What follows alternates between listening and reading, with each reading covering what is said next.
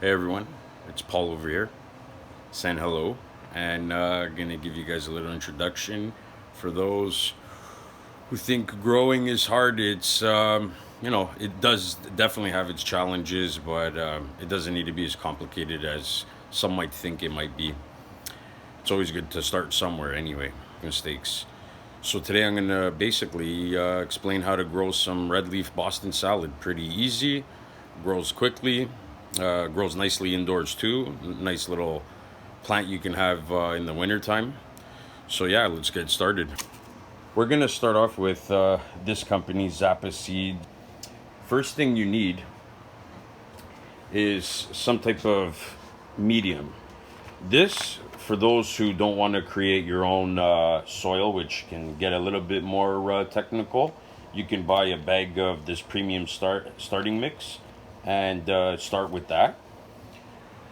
So once you clean your containers, you'll fill it up with soil. Pretty straightforward. You'll grab some seeds out of the packet. So these seeds are very, very tiny. I won't be planting all of these, but you always want to put just a couple,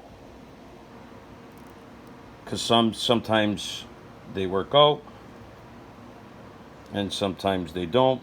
So it's always good to plant a couple. You can always thin them out. All right. Have your seeds in your soil. I'm just coming here to my little soil container. I kind of make my own seedling mix, which is essentially pretty much the ingredients they have here. But I just buy these bigger bags, which I can always explain later in another video. So you want to just sprinkle some soil on top, just to lightly cover the seeds. Sometimes on these packages, it is kind of the information of the plant, but I find that sometimes I started experimenting with not putting them or specific seeds as deep as they recommend. I feel like maybe outside might be different, but when you're growing inside, maybe stay just slightly above the recommended depth level. So once I just kind of finished doing that, spread it. Another thing too is I never soak the soil completely through, because I just feel like it creates like a waterlog, and then the plants, they kind of grow a little weak. So I just grab an expensive bottle like this, inexpensive, from the dollar store, and you just want to soak pretty much maybe like a 1/4 inch of the grow medium.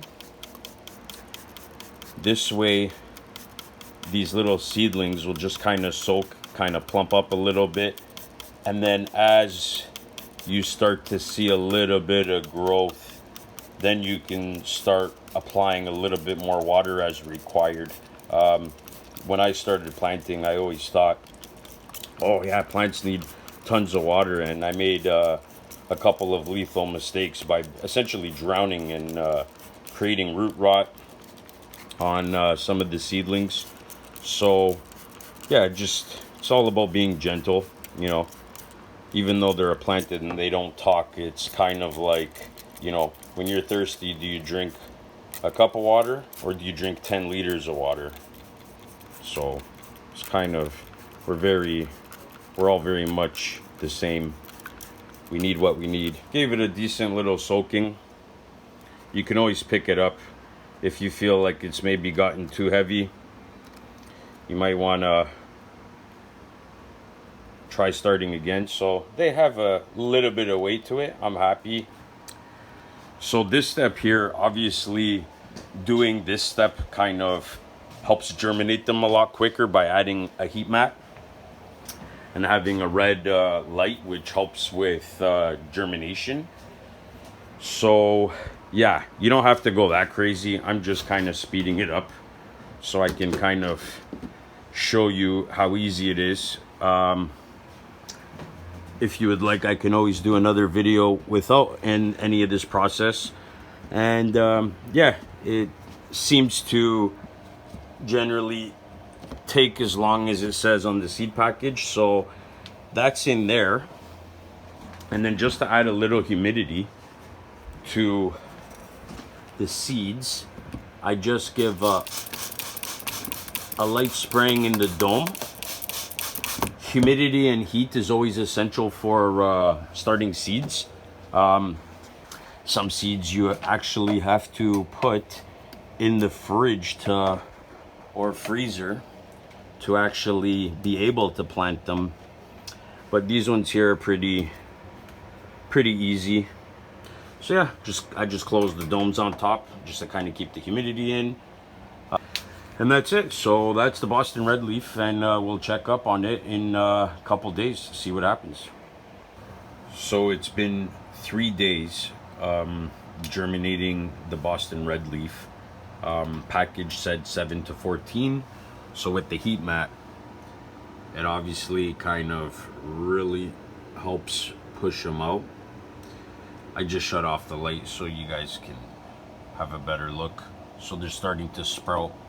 At this time here, I typically like to take off the dome because there's already foliage and you don't want it to get moldy or anything. So at this point here, I keep the light about 6 inches above.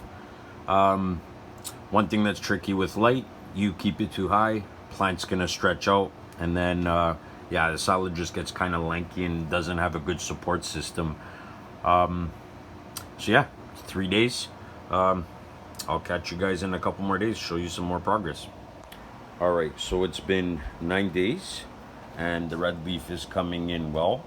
At this point, I kind of like to transplant them because any bigger than this, the roots start getting like twisted together and it becomes a little bit more of a process. Still doable, but just so the roots don't get damaged, I like to thin them out at around this size. Once you give your little seed starting container a couple of squeezes just to kind of loosen up the soil. You never want to kind of do this when you just finished watering it. It just turns into mud and it's just a little bit more trickier. So when you pour it out, yeah, they all kind of just come apart. There has been times where I've had to untangle them. It's a little bit more of a task, but sorry about the video. So yeah, they just kind of like spread apart pretty easily. So you just want to poke a little hole in the middle. You can use your finger, sometimes a toothpick, etc. So I went in a little deep, so essentially you want to make sure that this rooting system can kind of go in there like so, and just give it a very delicate poke. You want to make sure that just the greenery is sitting on top of the soil. You never want to bury that underneath. And yeah, my apologies, I'm kind of using the one hand trick while I tape this. And there you go. So this one had quite a few seeds and you can tell it's pretty stuck together. This one didn't come apart as well as the others. So you just want to kind of massage the soil. Sometimes you could just give it a little bit of a shake. If you do break like the odd root, you know, plants, they're pretty resilient, and you just kind of, this soil is a little damp too, and yeah, so once you just kind of start working away, it kind of just starts to split up like this. I'm a sucker for plants, so I tend to have excess veggies. I kind of hate to just toss these guys in the garbage, but there you go. Just kind of finesse it and you separate it. Okay, I've transplanted all the lettuce. I like to use this little, whatever, turkey baster. Just picked it up at the dollar store. I like using this just because I find that like when I spray, especially the leaves, because they're so fragile, it's kind of hard to control how much pressure kind of comes out. I've done it in the past. It's not like it completely ruins the plant. I just find that sometimes the leaves will flop over and then they kind of get stuck to the wet soil. Sometimes those leaves will eventually rot. The plant will still grow. So I just feel like with the beaker, you can kind of get in a little bit closer and kind of water it a little bit more delicately, especially at this stage. And then again, you don't want to give this a huge soaking, because the roots are still, well, these ones are still fairly decent size. But yeah, you want to give it just enough so it's not waterlogged, and then the roots just kind of like drown essentially. You know, root systems, they get pretty intricate. To me, they're one of the most fascinating things that I've kind of seen or come across in my life. Just to give you an example, I had cut some marijuana trimmings, and I just dunked it in some water. And yeah, it's quite the root system. I'm not doing any hydroponic growing or anything, but just to see this in this perspective, it's just fascinating. So yeah, here's the tray.